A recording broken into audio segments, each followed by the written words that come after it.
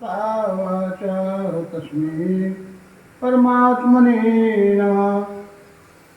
नीलाम्बुजश्यामलकोमलाङ्गं सीतासमारोपितवामभागम् पाणौ महासायकचारुचापं नमामि रामं रघुवंशनाथम्। सीताराम गुणग्राम पुण्यारण्य विहारणौ वंदे विशुद्ध विज्ञानौ कवीश्वर कपीश्वरौ चक्षुषा चैव दिव्येन योगमाविष्करोति यः विश्रुतं विश्वरूपं च तस्मै बुद्धात्मने नमः। परम मंगलमय विश्वरूप परमात्मा एवं परमात्म स्वरूप तत्वदर्शी सदगुरु के चरणों में सादर नमन करते हुए केंद्रीय अध्यात्म विज्ञानशाला ओंकारेश्वर जिला खंडवा मध्य प्रदेश, जो कि 9वें अवतार नारायण भगवान श्री मानव चैतन्य जी द्वारा स्वधर्म के अनुसार आत्म कल्याण और विश्व कल्याण हेतु संस्थापित है, जिसके अंतर्गत आपके पुण्यवान ग्राम में उपकेंद्र के रूप में जो अध्यात्म विज्ञान मानस मंडल है, उसकी स्थापना की 50वीं वर्षगांठ के उपलक्ष्य में यह भव्य कार्यक्रम जो मैं देख रहा हूँ, अभी मैं आप सभी लोगों की सेवा में निरंतर लगातार 22 अगस्त से अभी यहाँ तक सीधे पहुँच गया हूँ। पर यहाँ आने के बाद मुझे अपार खुशी हो रही है और एक संस्मरण भी आ रहा है कि 5वें संचालक परम श्रद्धेय परम पूज्य स्वामी जी ने पैदल चल कर के आप लोगों के दरवाजे में खटखटा के लाठी खटखटा के जगाया था। वो आज दृश्य विराट रूप ले रहा है। इस बात के लिए बहुत बहुत हम आभारी भी हैं, गदगद भी हैं, प्रसन्न भी हैं। और आप सब लोगों के सहयोग से विशेष रूप से परम आदरणीय स्नेहानंद जी, जो लंबे समय तक परम पूज्य स्वामी जी के साथ भी भारत भ्रमण में रहे हैं, हमारे उपकेंद्र में भी स्वामी जी के साथ उनका आना जाना बना रहा है। उनके इच्छा के अनुसार यह भव्य कार्यक्रम आप सबके सहयोग से आयोजित हो रहा है। आप सब लोगों की उपस्थिति तो है ही, पर इस बीच में परम श्रद्धेय परम पूज्य स्वामी जी के परिवार के रूप में उनके पुत्र वधू और विशेष रूप से उनकी ही प्रतिमूर्ति के रूप में परम आदरणीय चाचा जी भी हमारे साथ हैं। पास तो है ही हैं, वो साथ ही हैं। और आप केंद्रीय अध्यात्म विज्ञानशाला ओंकारेश्वर के भी भारत के विभिन्न प्रांतों से, जैसे महाराष्ट्र और महाराष्ट्र का पुणे, काफ़ी दूरी की बात है, परंतु परम आदरणीय श्रीमती प्राची गोडबोले जी, जो एक महिला के रूप में भले, हमारी आपकी महिलाएं तो गांव के बाहर जाने में सोचती, कहाँ पुणे से शायद वो अकेली आई होंगी। यह भगवान के ज्ञान विज्ञान के सिद्धांत के प्रति निष्ठा का परिचय है। हम पुरुष को गांव के बाजू के सत्संग में जाने में सोचते हैं और इतने दूर से एक महिला के रूप में हैं, लेकिन उनका बहुत बहुत धन्यवाद।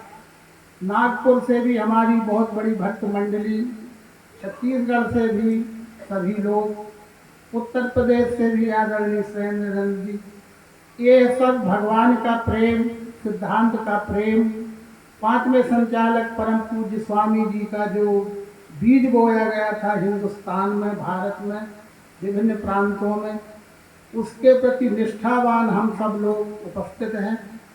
इसके लिए आप सभी का हार्दिक अभिनंदन वंदन तो है ही। और यह खापा उपकेंद्र का जो 50वां स्वर्णिम महोत्सव है, कि आगामी समय में और विकसित स्वरूप प्राप्त करें और बहुत गौरव को प्राप्त हो, यही हमारा सबका प्रयास होना चाहिए, यही हमारे सबके जीवन की सार्थकता है। इसके साथ ही विगत 2 साल से भी अभी तक भी हम आप विभिन्न हमारे ही सहयोगी आदरणीय महानुभावों के माध्यम से प्राची गोडबोले जी, सुरेंद्रानंद जी, पीताम्बर जी और भी जो बोले होंगे मंच में, कल से तो मैं नहीं था, आज ही हूँ। हमारा सबका ध्येय एक ही है, एक ही ध्येय है कि परम सुख शांति प्राप्त करना। मानव मात्र का ध्येय है परम सुख शांति प्राप्त करना, और परम सुख शांति का आधार भक्ति है। ये सब संत कहते हैं, सब शास्त्र कहते हैं। और जिसकी भक्ति करना है उसकी भी किंतु यदि जान पहचान नहीं होगी तो हम भक्त भी बने रहेंगे और भक्त भी कहलाते रहेंगे और नाना प्रकार के दुख दारिद्र का जीवन जीने के लिए मजबूर भी रहे आएंगे। हम सब भक्त ही हैं और हम सब भक्त कहलाते हैं, लेकिन हमारा जीवन दुख दारिद्र से भरा पड़ा है। अब यह बात कहने में जरा विसंगत किसी भले लगती हो, लेकिन यथार्थ सही यही है। अभी अभी सब संक्रमण होते हैं। मैं तो इसी भगवान के कार्य से राजस्थान से शुरू हुआ। राजस्थान, हरियाणा, पंजाब, दिल्ली और उत्तर प्रदेश के 20 जगह में अंतिम स्थान झांसी से यहाँ पर आ गया हूँ। झांसी आने के बाद मुझे विचित्र अनुभव प्राप्त हुई। जब विश्व रूप में चलो तो विश्व रूप सब प्रकार के अनुभव खुद देता है। 20वीं जगह जहाँ अंतिम था तो कल इतना ही समय था, अंतिम प्रबोधन चल रहा है। ऐसे दृश्य उपस्थित हुए कि वो भी एक सब, वो जो अभी पीताम्बर जी कह रहे थे, तो विश्व रूप ही तो है, विश्व रूप ही तो है। पर यदि उतनी सहनशीलता ना हो, उतनी गंभीरता ना हो, उतना प्रभु का प्रसाद कृपा साथ में ना हो तो मनुष्य विचलित भी हो सकता है। अभी तो मात्र तो प्रश्न के रूप में बताऊंगा, आप भी मुझको बताना और आप भी मनन करना कि क्या क्या सोच है, ये मानवीय सोच कहाँ कहाँ जा रही है। केवल इस यथार्थ बोध को न समझने के कारण ये सब विसंगतियां हैं, और उन विसंगतियों के अनंत प्रकार हैं। और वही अनंत प्रकार की विसंगतियां आज मानव जगत में, मानव जीवन में कलह उत्पन्न करने का कारण है। और वो ऐसा कलह उत्पन्न करती हैं वो बातें कि हमारी ये सब सुख संपदा, ये जो बाहर का वैभव है, ये 1 सेकेंड में हाथ में मिल जाता है। ये खतरनाक बातें आज मानव जगत में इस तत्व को न जानने के कारण आ रही हैं। उदाहरण के लिए क्या प्रमाण में तो इतना ही समय था, जैसा आज अभी समय है बस इतना ही समय था। ये पूछा जा रहा है कि स्वामी जी ये बताइए, प्रश्नोत्तर काल फिर चल रहा है और विज्ञानशाला ही एक संसार में एक ऐसा स्थान है जो खुले मंच पर प्रश्न आयोजित करती है और उनका प्रेम से शास्त्रीय प्रमाणों के साथ समाधान भी किया जाता है और प्रयोग भगवान का रखा जाता है। साथ में कोई यदि समझ में कोई बात है तो विचारों के मिलान करने के लिए वो भी अवसर भगवान ने दिया। जबकि आज सारे संसार में, मानव जगत में धर्म ईश्वर नाम पर बहुत कुछ हो रहा है। जगह कम पड़ रही है, कई हेक्टेयर के प्लाट भी कम पड़ जा रहे हैं। इतनी अपार जनता इकट्ठी हो रही है, लेकिन हमें कोई अपनी बात कहना हो तो हमें वहाँ पर कोई मौका नहीं है। केवल हमारी सुनो और सुनाओ, सुनो सुनाओ, इसके अलावा और कुछ नहीं। पर अंतिम समय का झांसी एक महानगर है उत्तर प्रदेश का। ऐसा ही भारी समागम था। रहते हैं जो भगवान ने भी हमने पद में गा दिया, वही सब दस सामने आता। दो वो प्रशिक्षित व्यक्ति है, ट्रेंड है इस बात में, और बड़े ऊंचे पदों में कार्यरत हैं और रिटायर हो गए हैं या कार्यरत होंगे। पर बात क्या पूछते हैं आपको अचरज लग जाए। वो बात अभी भी मेरे चित्त में घूम रही है, इसलिए जो बात चित्त में घूमती है तत्कालिक वो आती ही है। और बातें तो बहुत सी थी, लेकिन वो पूछते हैं कि स्वामी जी ये बताइए कि गीता बड़ी है कि संविधान बड़ा है। अरे अब आप लोगों को ना समझे हुए लोगों को भी हंसी आ गई कि ना। अब बताओ, गीता बड़ी है कि संविधान बड़ा है।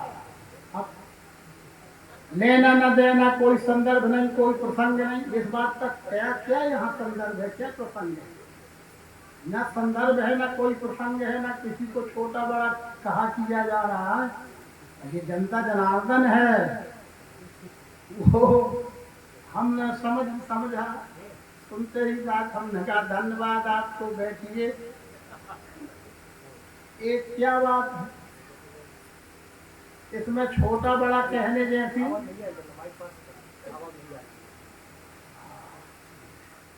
छोटा बड़ा जैसे कहने की बात नहीं है। तत्काल समझ में आ जाता है कि कोई एक तो कहोगे, कोई एक तो तुम्हारे लिए कोई ऑप्शन नहीं है। ये है भी शुरू, तुम्हारे लिए कोई ऑप्शन नहीं है। हाँ ना में उत्तर दे, हाँ में भी फंसोगे, ना में भी फंसोगे। ठीक, हाँ ना में भी कोई विकल्प नहीं है, वहां दोनों में फंसोगे। यदि संविधान कहते हो सही बड़ा है तो फिर गीता, और कहते हो कि गीता बड़ा है तो फिर संविधान आपके ऊपर FIR दर्ज हो जाएगी। अभी दर्ज हो जाएगी, 1 सेकेंड में दर्ज हो जाएगी। प्रशासन भी वहां सामने खड़ा है और प्रश्न आपसे हो रहा है। सोचिए, हमें वो बात याद आई, भगवान ही सहारा है, वो भगवान ही सहारा है। भगवान के जीवन चरित्र में ये लिखा है, उनके कार्यकाल में, उनके संदर्भ में, जैसे अभी हम आप आमने सामने जीवित अवस्था में हैं, इसी प्रकार की जीवित अवस्था में भगवान स्वयं इसी नर्मदा खंड में, क्योंकि कलयुग में नर्मदा मुक्तिदायिनी होगी। शिवप्रिय मेकल शैल सुतासी, रामचरितमानस की ये चौपाई बिरले लोग पढ़ते हैं और बिरले ही लोग जानते होंगे, भले हम इसी नर्मदा क्षेत्र के लोग हैं। शिवप्रिय मेकल शैल सुतासी, सकल सिद्धि सुख संपत्ति राशि। शिवप्रिय मेकल शैल सुतासी, सकल सिद्धि सुख संपत्ति राशि। ये रेवा खंड है, नर्मदा खंड है, रेवा खंड है। ये कलयुग में नर्मदा मुक्तिदायिनी होगी और गंगा भी नर्मदा नहाने आएगी। वो दृश्य कल उपस्थित हो गया कि उत्तर प्रदेश है यानी उत्तराखंड है और ये नर्मदा खंड से प्रकट हुआ। भगवान का ज्ञान सिद्धांत है और ये पूछा जा रहा है तो भगवान का ही दृश्य सामने आया कि जब इसी रेवक तीर में, रेवक खंड में भगवान भ्रमण कर रहे थे, इसी विद्या का प्रचार प्रसार, पिंड ब्रह्मांड की एकता का दर्शन ज्ञान बांट रहे थे। उस समय एक उन्हें मिले, इसी प्रकार से मिलते हैं। दुराग्रही भी होते हैं, सभी श्रेणी के भक्त होते हैं। दुराग्रही वो भी एक भक्त है, दुराग्रही। उन्होंने भगवान से ये प्रश्न पूछा कि स्वामी जी, भगवान जी, या जो उनको अच्छा लगाया, अपना शब्द लगाया महात्मा जी, ये बताइए कि भीम बलवान है कि हनुमान जी बलवान है? अब भीम बलवान है कि हनुमान जी बलवान है? अब भगवान को तो समझ गए कि ये क्या, अब ना भीम है यहाँ, ना यहाँ हनुमान है। अब मैं कैसे बलवान कह दूं? मैं एक को कहता हूँ कि दूसरे एक थकावट है। अगर मैं भीम को बलवान कहता हूँ तो क्या हनुमान जी कमजोर है क्या? और हनुमान जी को बलवान कहता हूँ तो क्या भीम कुछ और है क्या? ऐसा ही बात है। हमने उनको कहा कि भाई साहब ऐसा है, संविधान 1950 में बना है, संविधान 1950 में बना है और हमारे ही महापुरुषों ने राज्य व्यवस्था के लिए उसे बनाया है, किंतु उसमें सैकड़ों संशोधन हो चुके हैं। वो क्षर भाव है। और अभी भी कितने भी संशोधन होते जाएंगे वो क्षर भाव कहलाएगा।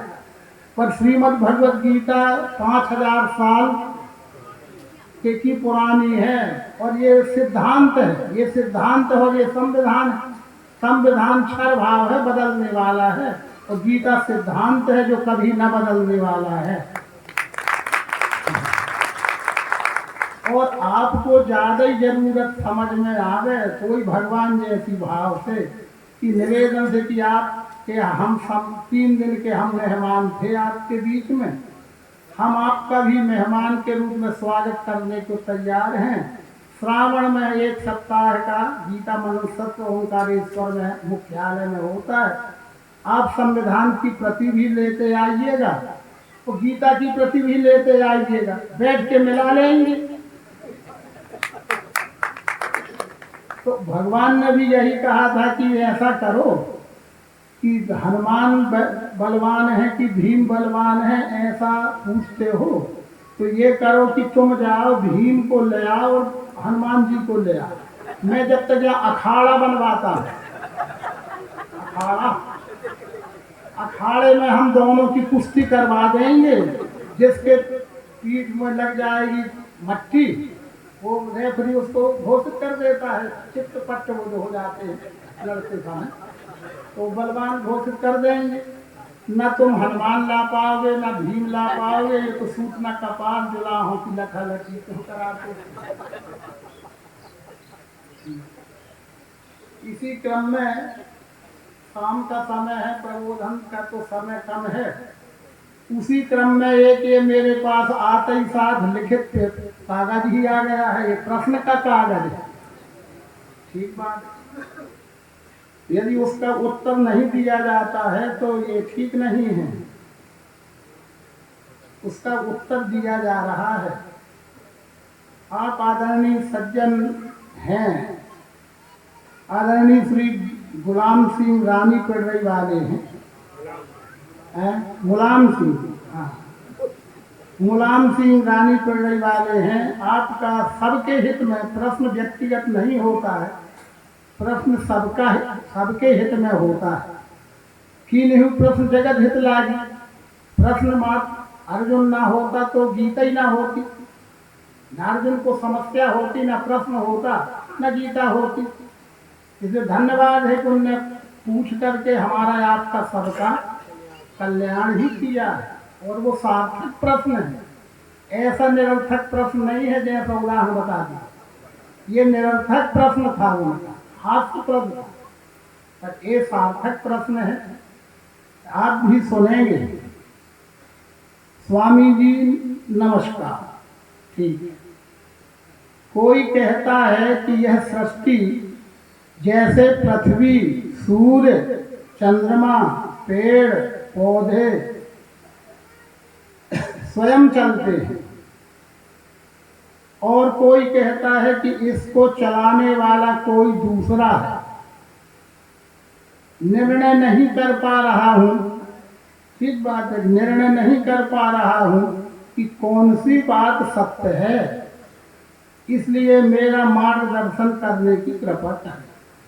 ये सात्विक प्रश्न है। प्रश्न ही सात्विक राजस्तामस, जो उदाहरण बता दिया वो तमोगुणी प्रकार का प्रश्न था। उसे धूर्त प्रश्न भी कहते हैं, बहुत सी संज्ञा है, पर ये सार्थक प्रश्न है। उनको धन्यवाद है पहले, फिर उनके माध्यम से हम सब उत्तर भी सुन लें। एक कहना सुनना एक अलग चीज है। कहना सुनना, हर विषय में कुछ भी कहना कुछ भी सुनना तो चलता रहता है। ये मानी हुई बात में ये सब अनुमान के आधार पर ये बहुत सी बातों का कहना सुनना चलता रहता है। निदान नहीं होता, निर्णय नहीं होता है। पर सिद्धांत में, सिद्धांत प्रत्यक्षीकरण को कहते हैं। इसके लिए ये जो कुछ भी है यह विश्व स्वयंभू है, स्वयंभू है। तो स्वयंभू के अंतर्गत भी पृथ्वी है, जल है, अग्नि है, वायु है, आकाश है, और उसकी रचना में 4 खानी, उद्भिज, सेदज, अंडज, जारक, प्रकृति गुणों का है यह कारक। सारी सृष्टि स्वयंभू है, सनातन है और स्वयंभू है। बल्कि संपूर्ण की रचना के कारण 5 तत्व ही हैं जो यहाँ रोज बतलाए जाते हैं। 5 तत्व ही हैं हमारे सहित सारे विश्व की रचना के कारण रूप तत्व 5 ही हैं। ये धातु एक है पर रचना से हम अनेक हैं। देह की दृष्टि से अनेक हैं पर धातु की दृष्टि से एक हैं। पर ये 5 तत्वों को जड़ शक्ति कहा गया है, द्रव्य शक्ति कहा गया है, मैटर कहा गया है। ये मैटर को घुमाने वाला मान चलाने वाला कोई एक देहधारी व्यक्ति नहीं है कि कहीं से रिमोट कंट्रोल ऐसा ऐसा करता रहे तब ये चलता। ऐसी बात नहीं है। वो जब रचना स्वयंभू है तो उसमें व्याप्त कर रहने वाले सतरजतम नाम के 3 गुण जो हैं ये विश्व प्रगति की क्रिया शक्ति है। 5 तत्व मैटर है तो 3 गुण क्रिया शक्ति है और 8 की अखंड एकात्मता इच्छा शक्ति है। इसलिए श्रीमद् भागवत में भी अष्टम अवतार भगवान श्री कृष्णचंद्र जी ने अपने मित्र सखा उद्धव जी को उपदेश करते हुए एक मार्मिक श्लोक इस बारे में मिलता है लिखा हुआ कि आत्मयि तदिदम विश्वम। ये यहाँ ध्यान दीजिए, आत्मयि तदिदम विश्वम सजति सज्जते प्रभु त्रायते प्राति विश्वात्मा हरता हरतीश्वर। हे उद्धव, आत्मा एव ईश्वर है, आत्मा है, परमात्मा है। वहाँ आत्मा शब्द का उपयोग ईश्वर परमात्मा के उपलक्ष्य में है। आत्मयि तद एदम विश्वम, आत्मा है, ईश्वर है, परमात्मा है, पर रहता कहाँ, होता कैसा? तद एदम विश्वम, ये चराचर विश्व के रूप में जो दिख रहा है यही उसका रूप है और यही उसका स्वरूप है। यही रूप है और यही स्वरूप है। आत्मयि तदिदम विश्वम कैसे चलता है, यही प्रश्न है आपका कि कैसे चलता है। आत्मयि तदिदम विश्वम सजति सज्जते प्रभु, स्वयं ही उत्पादक है, स्वयं ही उत्पादित है, स्वयं ही पालक है, स्वयं ही पालित है, वो स्वयं ही संहारक है, वो स्वयं ही संहारित है। आपके अपने द्वारा आपको ही अपने से उत्पन्न करता है, अपने द्वारा आपको ही अपना पालन करता है और अपने द्वारा आपको ही अपने में अपना विलय कर लेता है। जैसे इसी मानस कार संत प्रवर तुलसीदास जी ने क्या लिखा, क्योंकि ये 4 वेद पुराण अष्टदश 6 सात सब ग्रंथन को रस कि जही सृष्टि उपाई त्रिविध बनाई संग सहाय न दूजा। इस सृष्टि को बनाते समय, पालन करते समय और ले संहार करते समय भी जैसे किसी और की जरूरत नहीं है। यही सृष्टि उपाई त्रिविध बनाई संग सहाय न दूजा। उद्भव इसी संहार कारण, उद्भव होना, जीवित रहना, विलय होना, होना रहना मिलना, होना रहना मिलना अनंत काल से चला ही आ रहा है। होना रहना मिलना केवल ये लीला है, संपूर्ण विश्व की लीला क्षर में जिस हो रही, पर उसमें जो बैठी हैगी अस्थि भांति है, वो है में ही तो होता है में ही रहता है और है में ही मिलता है ना होगा तो कुछ हो जाएगा। है से होता है में ही रहता है और है में ही मिलता है और है ही होता है, नहीं हो जाएगा कुछ, और है ही रहता है और है ही विलय होता है और विलय होके भी है रहता ही।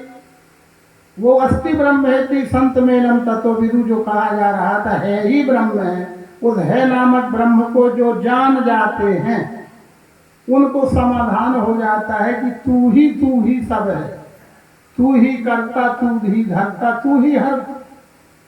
पर ये इस रहस्य को 9वें अवतार नारायण भगवान श्री मायनन जी ने भी एक पद के माध्यम से स्पष्ट कर दिया है। पद हम पढ़ते होंगे, यहाँ गाए भी जाते हैं, पर उसका लक्ष्य प्राप्त करना है। वो कहते कि ये तुम लखो सुजन, तुम लखो सुजन, यह विश्व रूप है कैसा। स्थिति दिव्य चक्षु की भेद लखावे ऐसा। ऐसा है, कैसा है? ऐसा है। क्या ऐसा है? जब महत ब्रह्म में अक्षर गर्भ सुमेरा, महत ब्रह्म यानी गुण साम्य अक्षर प्रकृति में मैं पुरुषोत्तम परमात्मा का अक्षर रूपी गर्भ का धक्का लगता है, तो फिर प्रकृति के 3 गुण कर्म लगे नहीं तो फेरा, और यह भाव लगत ही युग का होगा चलेगा। 3 गुण नाम जो सत्वतम है, वह रजोगुण से उत्पत्ति होती है, सत्वगुण से पालन होता है और तमोगुण से विलय होता है। ये स्वयंभू है, 5 तत्व स्वयंभू हैं, तो उनमें क्रिया शक्ति के रूप में त्रिगुण भी स्वयंभू है।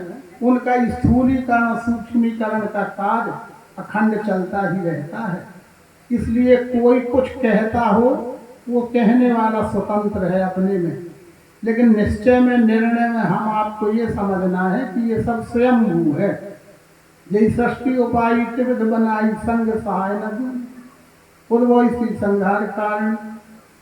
ये संक्षिप्त में उत्तर है, यद्यपि ये विस्तार हो गया, क्योंकि भगवान लिखते हैं कि युगपद उत्तर। युगपद यानी कम से कम में, व्याख्या तो विस्तार एक किताब लिख जाएगी, इतनी बात में ही इतनी किताब लिख जाएगी, पर किताब में जो लिखा जाएगा उसका बीज रूप सूक्ष्म थोड़े माही समझ ही है। साधु समझदार को ये सारा पर्याप्त होता है।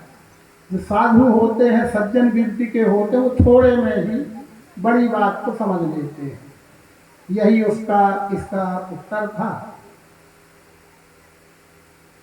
और कितने बजे तक चलाएंगे भाई? कितने बजे तक चलना है? हाँ, अरे हाँ, ठीक है, ठीक है। एक आप लोगों की अनुमति मिल गई तो कुछ देर तो मुझे भी चाहिए, ऐसा कहाँ मिलता है सौभाग्य। तो ऐसा इसलिए विभिन्न हम आप सभी इस मंच के माध्यम से भी, ये सब हम एक ही टीम के सदस्य हैं। ये सब हमारी टीम है, ये सब मायानंद जी की टीम है। और इस टीम का निर्माण 5वें संचालक स्वामी जी के माध्यम से हुआ है। हम सब उन्हीं के द्वारा दीक्षित और संस्कारित और जैसे भी हैं अनुशासित रहने वाले भक्तगण हैं। पर सिद्धांत यही है, मैं एक निवेदन ये करना चाहता हूँ कि क्रमबद्धता होना चाहिए, विषय वस्तु की क्रमबद्धता होना चाहिए। तो जिस तरह से हमारा आपका ये समागम हो रहा है, यह एक समागम ही है, यह परंपरा है, यह सतयुग की परंपरा है। और वो सतयुग की परंपरा क्या है? वो रामचरितमानस चूंकि सब ग्रंथों का सार हिंदी भाषा में सहज सरल तुलसीदास जी ने कर दिया है। जैसा हम आपका समागम हो रहा है, ऐसा समागम का दृश्य भी लिखा है। थोड़ा उस पर विचार करते हैं, ज़्यादा समय नहीं लेंगे। आप दूर दराज से आए होंगे, जाना भी होगा, पर उतना समझ के ही तो जाइए, जब तो आने का कोई मतलब भी है। ये अपनी गांव की कहावत है ना, आओ लच्छू जाओ लच्छू, ऐसा नहीं ना, यहाँ कच्छू ना वहाँ कच्छू, तो फिर क्या हुआ? इसलिए आए ही हैं तो कुछ लेकर ही जाना, ठीक है। ये सब बात कह देने का मतलब कि आप के चित्त यहाँ लगे। ये आओ लच्छू जाओ लच्छू ये कोई इस मंच की भाषा नहीं है, पर आपका चित्त इस कार्य में लगे। इसलिए रामचरितमानस के बाल कांड में ही लिखा हुआ है कि माघ मकर रविगत जब होई, तीर्थपति आए सब कोई। ये माघ मकर रविगत जब होई, तीर्थपति आए सब कोई। ये माघ मकर यानी जब माघ का महीना, देसी गिनती में माघ का महीना, आज की स्थिति में जनवरी का समय होता है, वो 14-15 जनवरी, मकर संक्रांति जैसे कहते हैं। तो वो समय की बात की जा रही है कि माघ मकर रविगत जब होई, जब सूर्य मकर रेखा से कर्क रेखा में प्रवेश करता है, तो माघ मकर रविगत जब होई, तीर्थपति याद सब कोई। तीर्थपति यानी इलाहाबाद से बदल के जो प्रयागराज, प्राचीन नाम उसका प्रयागराज है। भरद्वाज मुनि बसहि प्रयागा, जिनहि राम पद अति अनुरागा, परमारथ पद परम सुजाना। ऐसे भरद्वाज जी जैसे तत्वदर्शी महात्मा की उपस्थिति में, उनके मुख्य आतिथ्य में, उनकी अध्यक्षता में विराट विश्व स्त्री सम्मेलन होता था। माघ मकर रविगत जब होई, तीरथपति याद सब कोई। और उसमें कौन शामिल होता था? देव दनुज किन्नर नर श्रेणी, मानव मात्र को अधिकार था उसमें शामिल होने का। किसी को किसी प्रकार के बंधन नहीं था। देव चाहे देव हो माने सज्जन हो, चाहे दानो देव दनुज दानो हो माने असुर हो, किन्नर हो। और नर श्रेणी, ये नरों की श्रेणियां हैं, नर ही हैं सब ये, पर नरों में श्रेणियां होती हैं। तो देव दनुज किन्नर नर श्रेणी, मज्जहि सादर सकल त्रिवेणी, मज्जहि प्रात समेत उछाहा, करहि कहाहि परस्पर हरि गुण गा। ये बात समझिए कि मज्जहि प्रात समेत उछाहा, उत्साह पूर्वक 4 बजे रात से ही, या जो जितने रात दिन में पहुंचा, रात में पहुंचा, जब पहुंचा जब ही गंगा में स्नान करता था। और स्नान करने के बाद फिर क्या करता था?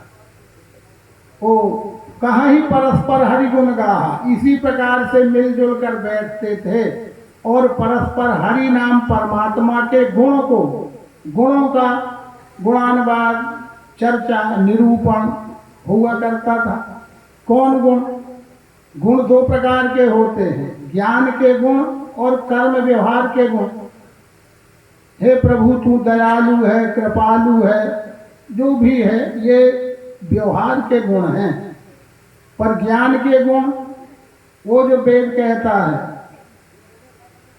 कि 10 गुण तिष्ठति दशांगुलम, ओम सहस्र शीर्षः पुरुषः सहस्रपाद स भूमिं विश्वतो आवृत्या तत्तिष्ठति दशांगुलम।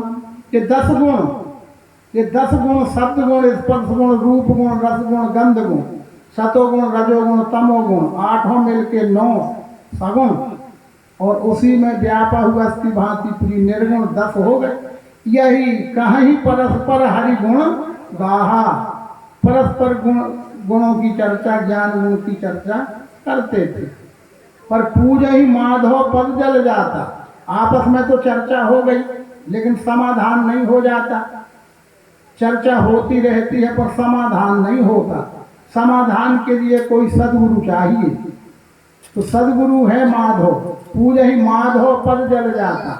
माधव पद यानी तत्वदर्शी सदगुरु के पास जाकर के फिर अपनी शंकाओं का समाधान भी करते थे, भ्रम निवारण भी कराते थे और संतुष्ट होकर के उसे धारण भी करते थे। तो पूजा ही माधव पद जल जाता, परसी अक्षय बट हर्षित गाता। अक्षय बट, ये अक्षय, ये बट वृक्ष अक्षय नहीं है, ये तो सड़ता गलता फूटता फूटता बनता उकट जाता है। अक्षय बट यानी ज्ञान अमर है, दर्शन ज्ञान अमर है।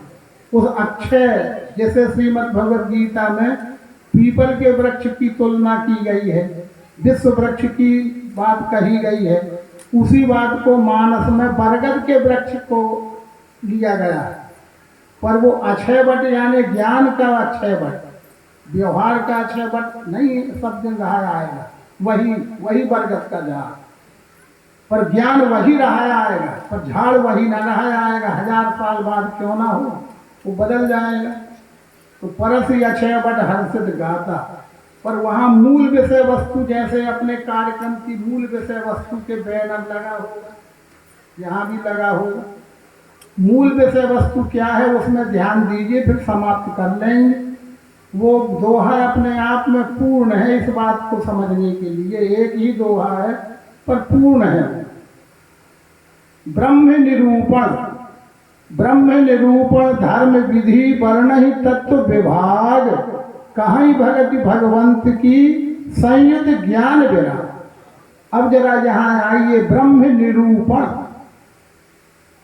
आज मानव जगत में क्या हो रहा है? निरूपण हो रहा है, कथा हो रही है। इतिहास हो रहा है, चरित्र हो रहा है। कथा किसकी होगी, चरित्र किसका होगा, इतिहास किसका होगा, कोई उसके लिए व्यक्ति होगा। तो कथा तो यही है कि उनका इस समय जन्म हुआ, उनके माता पिता का ये नाम था, वो इतने भाई बहन थे, इतनी शिक्षा दीक्षा हुई, इतने उम्र के बाद उनका विवाह हुआ, उनके इतने बेटे बेटियां हुए और उन्होंने ऐसा अच्छा जन सेवा का अच्छे काम किए और इतने समय के बाद फला जगह उनका देहांत हो गया। इतनी कथा होगी ना। कथा किसी की हो कितनी होगी, उसके बिंदु तो इतने ही होंगे। इतने बिंदुओं पर जानकारी हो गई, वो एक कथा हो गया। इतिहास और चरित्र, चरित्र भी चरित्रवानों का ही चरित्र होता है। चरित्र के लिए कोई देहधारी व्यक्ति का ही चरित्र होगा। भगवान श्री राम अवतार हैं, भगवान श्री कृष्ण अवतार हैं, उनके ही तो चरित्र है श्रीमद् भागवत। तो चरित्र है श्रीमद् भागवत में। रामचरितमानस में भगवान राम का ही तो चरित्र है और भगवान राम के चरित्र के साथ उनके भाइयों का, लक्ष्मण जी का, भरत जी का चरित्र है। भक्तों में हनुमान जी जैसों का चरित्र है। सबका चरित्र तो लिखा है, लेकिन ये विचार करने को रामायण कहती है कि ये मैं नहीं, रामायण करता तुलसीदास ये नहीं कहते कि कथा न सुनो, क्योंकि उन्होंने तो खुद कथा लिखी। अरे सती मोह की कथा, नारद मोह की कथा, राजा प्रताप भानु की कथा, कथा ही कथा तो लिखी। इतिहास भी लिखा है, चरित्र भी लिखा है। भरत जी का चरित्र है, हनुमान जी का चरित्र है, उन्हीं ने तो लिखा है। पर वो ये आगाह करते हैं कि ये कथा, चरित्र और इतिहास इसलिए लिखा गया है कि आप भी चरित्रवान बनो, आप भी चरित्रवान बनो। पर ये मत समझ लेना कि हम किसी का चरित्र सुन के चरित्रवान बन जाएंगे, ऐसा न सोच लेना। चरित्रवान बनने वालों का आधार क्या था, जिस आधार से चरित्रवान बने। भगवान श्री राम भी श्री राम कहलाए। अभी ही कोई कह रहा था कि गुरु ग्रह पढ़न गए रघुराज। भगवान श्री कृष्ण भी 64 दिन में विद्या सारी पढ़त भय श्री कृष्ण मुरारी। भगवान श्री कृष्ण भी पढ़ने गए, यानी गुरु से आधार लेने गए। ये विश्व का रूप ही विश्व रूप परमेश्वर है, विश्व ही परमात्मा है। ये आधार जिनके पास था वो वही चरित्रवान बने और उन्हीं का चरित्र हम सुनते हैं, पढ़ते हैं। लेकिन विचार ये करना है, तुलसीदास जी कहते हैं कि दूसरों का चरित्र सुनाने वाले और दूसरों के चरित्र सुनने वाले, दोनों में से कौन चरित्रवान बना? क्या सुनाने वाले चरित्रवान हैं कि बन गए और हम सुनने वाले बन गए का? तो फिर चरित्र इसलिए लिखे गए हैं कि तुम उसका आधार खोजो, आधार ढूंढो कि उन्होंने क्या जाना था, क्या देखा था, क्या समझा था, जिससे वो चरित्रवान बन गए। इसलिए चरित्रवानों का चरित्र निर्माण करने वाली शाला, ये भी कहा जाए कोई अन्यथा नहीं, चरित्र निर्माण शाला। विज्ञान शाला माने चरित्र निर्माण शाला। यदि हमारे चरित्र में, हमारे चाल में, हमारे चिंतन में अध्यात्म नहीं है तो फिर हमारा चाल चरित्र तो चेहरा तीनों बिगड़ जाए। इसलिए चरित्र में आने के लिए वो आधार चाहिए, जिस आधार को भगवान श्री राम लेने गए वशिष्ठ जी पास, जिस आधार लेने गए संदीपनी गुरु जी के पास भगवान कृष्ण, और वही आधार प्राप्त करके, वही आधार प्राप्त किया अनन्य भक्त हनुमान जी ने किया ना। सो अनन्य सी जाए के मति न टरे हनुमंत, और मैं सेवक सचराचर रूप स्वामी। ये आधार मिला ना भगवान के द्वारा हनुमान जी को। नहीं, हनुमान जी स्वयं क्या है? हनुमान जी स्वयं क्या है? वो स्वयं बोलते हैं कि इनमें क्या था। भगवान राम से मिलने के पहले और उनसे ये ज्ञान, दर्शन ज्ञान मिलने के पहले मैं क्या था? वो विभीषण से लंका कांड में कह दी कि सुनहु कहु तात मैं कवन कुलीना, कपि चंचल सभी विधिहीना, प्रात ले जो नाम हमारा, ताजिन ताही न मिले आहारा। ऐसे अधम सखा सुन मोहू पर रघुवीर, कीन्ही कृपा जानी जन भरे बिलोचनी। हनुमान जी अपनी स्थिति ये बतलाते हैं ना, कहु कवन में परम कुलीना, कपि चंचल सभी विधिहीना, प्रात ले जो नाम हमारा, ताजन ताही न मिले आहारा। ऐसे अधम सखा सुन मोहू पर रघुवीर, कीन्ही कृपा, क्या कृपा कर दी? ये बोध करा दिया ना, यत् यत् पिंडे तत्त ब्रह्मांडे, जो एक में है वही हर एक में है, और जो हर एक में है वही सब में है, और सब मिलके वो एक ही है। ऐसा तू जान ले। ऐसा मैं जान गया तो फिर क्या हो गए? क्या हो गए? विद्वान हो गए। आप मुझे बताओ कि जब ये जान गए ना कि सो अनन्य सी जाय के मति डरे हनुमंत, और मैं सेवक सचराचर रूप स्वामी भगवंत, तो क्या हो गए? विद्वान। अब जानो क्या हो गए? अनन्य भक्त हो गए और विद्यावान हो गए। विद्यावान हो गए। अब आज हनुमान चालीसा की तो सारे संसार में धूम मची है। मैं तो 2 महीने से भारत घूम के आ रहा हूँ। 4 बजे रात से सुंदर कांड और हनुमान चालीसा सुनता था, बड़ा आनंद आया। उससे क्या, हमें कोई उससे परहेज थोड़ी है। पर कोई समझने के लिए पढ़ रहा है, कोई केवल पढ़ने के लिए पढ़ रहा है, उनकी मर्जी जैसा पढ़ते हो। पर मेरे कान में भी एक दिन आवाज आई, बहुत सुंदर पढ़ा जा रहा था, माइक से दूर से सुन रहा था। वो बड़ी अच्छे लहजे में बोल रहे थे, भले वो कैसा समझते हो उनकी मर्जी, पर जो मैंने समझा, विद्यावान गुणी अति चातुर, विद्यावान गुणी अति चातुर, और राम काज करवे को आतुर। ये राम काज करवे को आतुर, आतुर शब्द समझो। क्या हम सत्संग में आए हैं आतुर हैं क्या? आ गए हैं एक आतुर हो, समझ लो, गांव की भाषा में समझ लो ना। बार बार कहा था, निमंत्रण दिया था, ये था वो था, फिर मिलेंगे टोकेंगे, तो आ गए हैं। वास्तव में आ गए हैं। आतुर नहीं है। जिसको आतुरता होती है उसको कान में दूर से ही पता चल जाए तो वो दौड़ लगा के भागता है। आतुर ये है अंतर। पर विद्यावान और विद्वान, रावण क्या है? विद्यावान है कि विद्वान है? बस हो गई बात खत्म। हो गई रामायण, हो गया रामलीला, हो गई न रामलीला। आज सारा संसार विद्वान बनना चाहता है। स्वागत है, खूब विद्वान बन जा, खूब विद्वान बनो।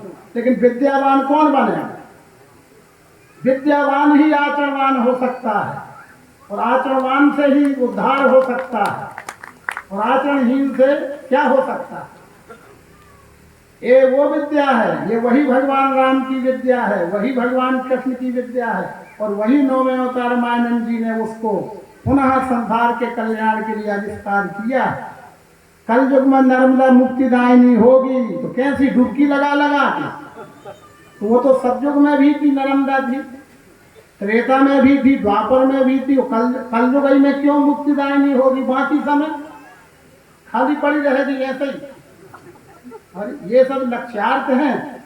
स्मरणात् जन्मजम पापम दर्शनात् जन्ममम स्नानात् जन्म सहस्रेषु हंति रेवा कलौ युगे। कहीं सत्संग हो रहा है, तत्व दर्शन का निरूपण ज्ञान हो रहा है, ऐसी खबर मिलते ही वो है स्मरण। ये नहीं कि घरे बैठे बैठे नर्मदा रेवा रेवा कल ये स्मरण लिखा है। स्मरणात् जन्मजम पापम, तत्व दर्शन ज्ञान के निरूपण का सत्संग कहीं हो रहा है, इसकी दूर से भी खबर मिल जाए तो हम आतुर होके वहां पहुंचने लगे। स्मरणात् जन्मजम पापम, तो एक जन्म का पाप हो जाए, छीन हो जाएगा। क्यों, कैसे छीन हो जाएगा? एक जन्म का पाप, बड़ा रहस्य है उसमें। स्मरणात् जन्मजम पापम, हमें थोड़ी सी भी खबर मिली और हम यथार्थ के संग के लिए दौड़ पड़े, हो सकता है उस समय हम वहीं रहते तो पड़ोसी से विवाद हो जाता, तो तत्काल का विवाद तो टल गया। वो तत्काल का पाप जो होने वाला था वो तत्काल निपट गया। स्मरणात् जन्मजम पापम दर्शनात्, और आके बैठ गए, शामिल हो गए और दर्शन भी कर लिया, प्रयोग भी देख लिया। दर्शनात् त्रिजन्म, तो 3 जन्म के पाप, 3 जन्म का पाप, यानी 3 जन्म का कौन पाप? साकार का भ्रम, निराकार का भ्रम और नाम का भ्रम, ये तीनों भ्रम चले जाएंगे। ये 3 जन्म के, जो साकार के बारे में हम भ्रमित हैं, निराकार के बारे में भ्रमित हैं, और नाम जपना पराया माल अपना ऐसा मान बैठे हैं, ऐसा नहीं, ये भी चला जाएगा। और स्नानात् जन्म सहस्रेषु, और स्नान ही कर लिया तो हमेशा के लिए आचरणवान बन जाएगा। विमल ज्ञान जल जब सो नहाई, तब रह राम भगति।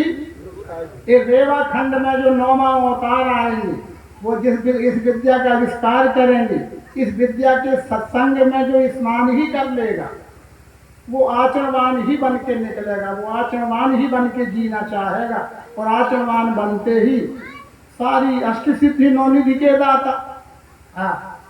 क्या है ये? भगवान श्री राम ने हनुमान जी को क्या दिया? जो दिया सो अनन्य से जाय के मति न करे हनुमंत, और मैं सेवक सचराचर रूप स्वामी भगवंत। के दर्शन बोध तो भगवान श्री राम ने दिया, पर अष्ट सिद्धि 9 निधि के दाता असबर दीन जानकी माता, ये मातेश्वरी सीता जी ने, माता जी ने क्या दिया हनुमान जी? अष्ट सिद्धि 9 निधि। वो क्या है अष्ट सिद्धि 9 निधि? इसका रहस्य माता सीता से समझा उसी समय जब अशोक वाटिका में गए थे, पहली बार मिले थे। पहली मुलाकात है श्री हनुमान जी की और माता सीता की। तो वो अष्ट सिद्धि का आज रोचक भयानक अनर्थ समझाया जाता है। अष्ट सिद्धियों के अनर्थ खूब समझाए जाते हैं, पर अष्ट सिद्धि 9 निधि के दाता यही है। अष्ट सिद्धि 9 निधि उसी को दोहराया कि 5 तत्व 3 गुण, यही तो आज अष्ट सिद्धि है।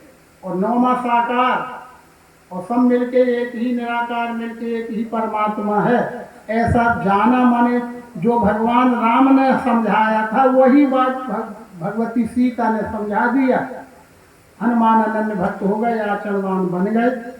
तो वो चरित्र तो आज हनुमान जी का चरित्र भी सुनाया जाता है। हनुमंत कथा हो, चरित्र हो, तो हनुमान जी का चरित्र हो रहा है, अच्छा चरित्र हो रहा। लेकिन विद्यावान बन गए का हम चरित्र सुन के, जो हनुमान जी बन गए थे का हम बन गए विद्यावान। हम विद्यावान हम भी बन सकते हैं, जो जिस प्रयोग को देखकर वो विद्यावान हो गए थे, वो प्रयोग हमें भी मिल जाए तो हम भी विद्यावान हो जाएंगे।